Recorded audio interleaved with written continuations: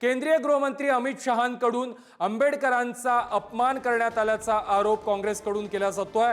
आता आंबेडकर आंबेडकर आंबेडकर असं नाव घेण्याची फॅशन आली आहे। राज्यसभेमध्ये अमित शहांनी अशा प्रकारचं वक्तव्य केलेलं आहे। तुम्ही देवाचं नाव इतकं घेतलं असतं तर तुम्ही स्वर्गात पोहोचला असतात, असा टोला देखील अमित शहा यांनी काँग्रेसला लगावलेला आहे। अमित शहांच्या राज्यसभेतील या वक्तव्यानंतर काँग्रेस चांगलीच आक्रमक झालेली आहे। शहांनी आंबेडकरांचा अवमान केल्याचा आरोप त्यानंतर काँग्रेसने केलेला आहे। काँग्रेस नेत्या सुप्रिया श्रीनेत यांचा गृहमंत्री अमित शहा यांच्यावरती हा आरोप पाहायला मिळालेला आहे आणि त्यानंतर या वादाला सुरुवात झाली। संसद भवनाच्या पायऱ्यांवरती अमित शहांविरोधात काँग्रेसनं आज आंदोलन देखील केलेलं आहे आणि अमित शहा यांच्या विरोधात काँग्रेसच्या खासदारांनी जोरदार घोषणाबाजी देखील केलेली आहे।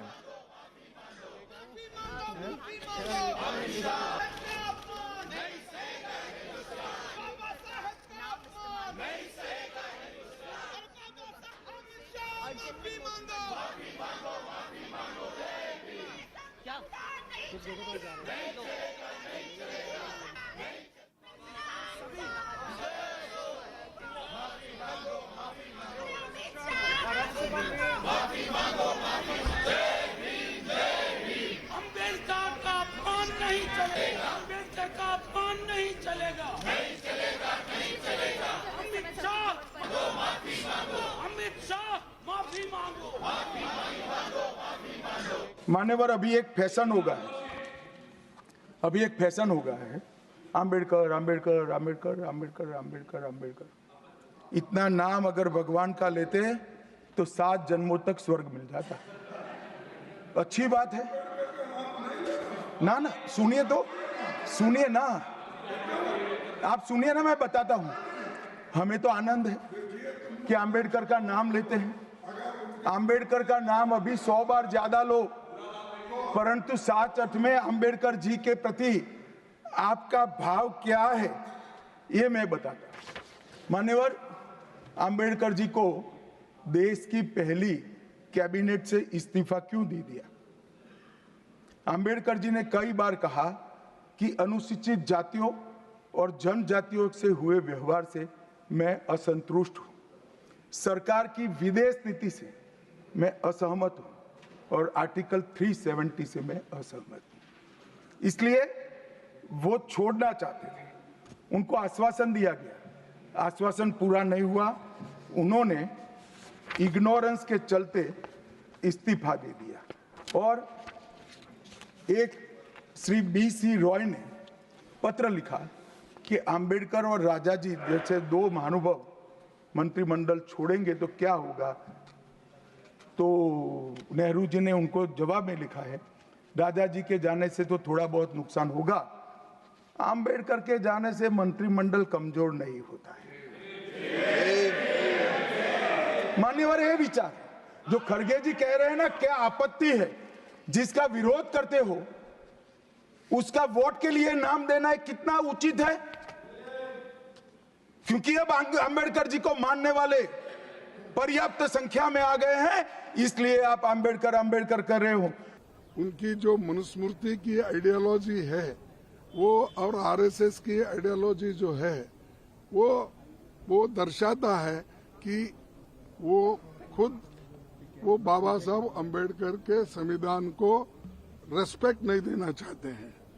उसीलिए हम वो कंडेम करते हैं और I demand his resignation. We all the parties demand his resignation and he should apologize to the country।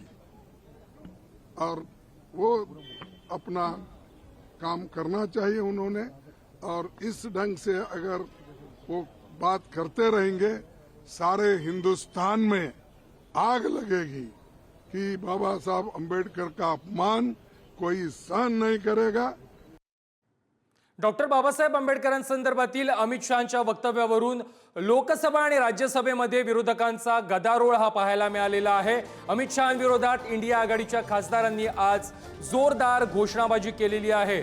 विरोधकांच्या गदारोळानंतर लोकसभा आणि राज्यसभा तहकूब करण्यात आलेली आहे। दुपारी 2 वाजेपर्यंत लोकसभा आणि राज्यसभेचं कामकाज हे आज तहकूब करण्यात आलं आहे।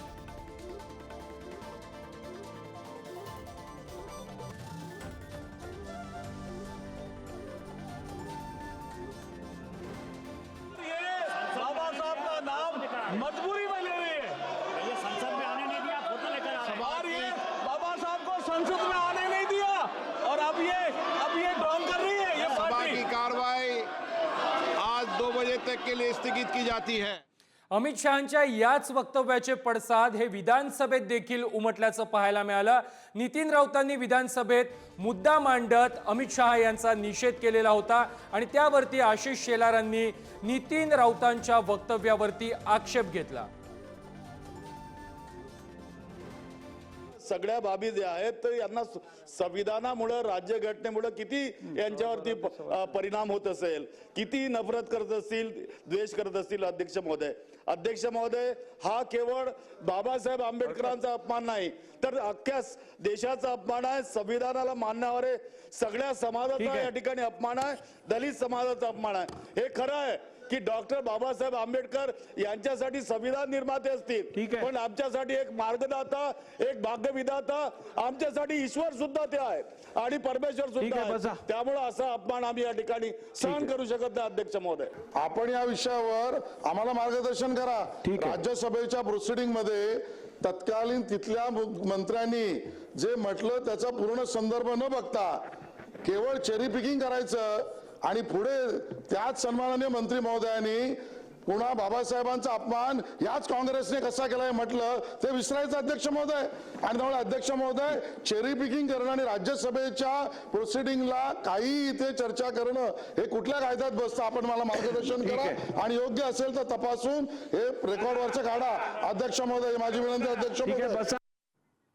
डॉक्टर बाबासाहेब आंबेडकरांवरील अमित शहांच्या या वक्तव्यानंतर आदित्य ठाकरे देखील चांगलेच आक्रमक झालेले आहेत। शहांनी आंबेडकरांचा अपमान केलाय, आता आम्ही गप्प बसणार नाही अशा प्रकारचा इशारा आमदार आदित्य ठाकरे यांनी दिलेला आहे। त्याचबरोबर भाजपवर देखील त्यांनी हल्लाबोल केला आहे। देण्यात आलेली नाहीये। आदित्यजी, आज विरोधी पक्षांनी शेतकऱ्यांच्या प्रश्नावर आंदोलन केलं होतं, गेल्या अनेक दिवसांपासून आंदोलन। आम्ही शेतकऱ्यांच्या प्रश्नावर आंदोलन केलंच आणि आज देखील आपण पाहिलं असेल गृहमंत्री अमित शहाजींनी बाबासाहेब आंबेडकरांचा जो अपमान केलाय त्याच्या विरोधात हा देश शांत बसणार नाही। मात्र मंत्रिमंडळ होऊन 48 तास झाले, अजूनही खाते कोणती देण्यात आलेली नाही आहे। ह्यांचा असंच स्वार्थीपणा चाललेला आहे, मंत्रिमंडळात असंच मारामारी चाललेली आहे। पण मी तुम्हाला सांगतो की हा देश डॉक्टर बाबासाहेब आंबेडकरांचा अपमान सहन करणार नाही। दरम्यान याच संपूर्ण वादावरून विधान परिषदेमध्ये देखील गदारोळ पाहायला मिळतोय। सध्या विधान परिषदेमध्ये विरोधकांनी राडा केलेला आहे। घोषणाबाजी सध्या विधान परिषदेमध्ये सुरू आहे। विधान परिषदेत अमित शहा यांच्या वक्तव्यावरून गदारोळ पाहायला मिळाला आहे। अमित शहा यांनी आंबेडकरांसंदर्भात केलेल्या वक्तव्यावरून गदारोळ सुरू झाला आहे। अधिवेशनामध्ये देशाचे गृहमंत्री यांनी काल भाषण करताना, सभागृहात बोलताना डॉक्टर बाबासाहेब आंबेडकरांच्या विषयी काही भूमिका व्यक्त केली। सभापती महोदय दुसऱ्या सभागृहात संसदेमध्ये मी देणार नाही डॉक्टर बाबासाहेब डॉक्टर बाबासाहेबांबद्दल आम्हाला अतिशय आदर आहे, परंतु एका सभागृहाचा उल्लेख दुसऱ्या सभागृहात करता येत नाही हा नियम आहे आणि त्या नियमानुसार मी तुम्हाला परवानगी नाकारत आहे। तेव्हा मला पण संताप येतोय। बाबासाहेबांबद्दल आम्हाला आदर आहे, तुम्ही बाबासाहेबांच्या आदराचा गैरवापर करताय। याचं कारण असं आहे, आम्हालाही आदर आहे, आम्ही जेलमध्ये गेलेले नामांतरावर, तुम्ही सुद्धा कोणी गेलं नव्हतं पण आम्ही गेलेलो आहे आणि तुम्ही कारण नसताना राजकारण करताय बाबासाहेबांच्या नावाचं। काय चाललंय काय? असं नाही करायचं। लोकांच्या भावनांच्या वरती तेल ओतू नका आणि ह्याला राजकारण म्हणत नाही। सकाळी आल्यापासून तुम्ही जे नियम माहिती आहे ते तालिका सभापतीला विचारता नियम काय सांगा, नियम काय सांगा। काम करायचं नाही, पराभवाचं तुम्हाला शल्य लपवायचं असेल तर तुम्ही बाहेर जाऊन आंदोलन करा। हे काय चालवलंय? नाही, मी आज बंदही करणार नाहीये, कारण बाबासाहेबांसाठी बंद केलं असं चुकीचा मेसेज तुम्हाला बाहेर द्यायचा आहे। तुम्ही खोटं बोलताय, बाबासाहेबांचा अवमानाचा प्रश्न करून तुम्ही राजकारण करतात म्हणून मी परवानगी देत नाही। मी कधी परवानगी देणार नाही या गोष्टीला। म्हणून डॉक्टर बाबासाहेब आंबेडकरांनी महिलांना मतदानाचा अधिकार दिला। डॉक्टर बाबासाहेब आंबेडकरांमुळे हिंदू कोड बिल मिळालं, त्याचप्रमाणे ते हिंदू कोड प्रमाणे समान नागरिक कायद्याचा उल्लेख सातत्याने मोदी साहेब आणि अमित शहा करतायत। डॉक्टर बाबासाहेब आंबेडकरांमुळे अनेक कुप्रथा केल्या, याच्यामुळे त्यांच्यामुळे आम्ही इथे सभागृहात आहोत. आमचं सुद्धा आयुष्य आम्ही बाबासाहेब आणि महात्मा फुले यांच्यासाठी समर्पित केलेलं आहे. अशा वेळेला तुम्ही चुकीच्या नियमानुसार सभागृहाची आणि जनतेची दिशाभूल करताय म्हणून नाही देणार परवानगी. त्याच्यामुळे एका सभागृहाचं करता येतं उलट तुम्हाला माहिती आहे. लोकांना उद्देशून असं म्हटले, आंबेडकर इतना नाम अगर तुम भगवान का लेते तो 7 जन्म का पुण्य लेते असं म्हटलं. याचा अर्थ काय? बाबासाहेब आंबेडकरांचं नाव घ्यायचं नाही आणि म्हणून याचा निषेध विधान परिषदेमध्ये आम्ही केलेला आहे. आम्हाला सभापतींनी बोलू दिलं नाही, उलट रेकॉर्डवर यावं म्हणून वेगळ्याच भूमिका घेतल्या. खऱ्या अर्थानं ज्या डॉक्टर बाबासाहेब आंबेडकरांनी संविधान बनवलं त्यांचा जर देशाचे गृहमंत्री अशा पद्धतीने अवमान करणार असेल आणि त्याच्यावर जर सभागृहात बोलणं होऊ देत नसेल तर मला वाटतं हा संविधानाचा अपमान आहे, बाबासाहेब आंबेडकरांच्या विचाराचा अपमान आहे.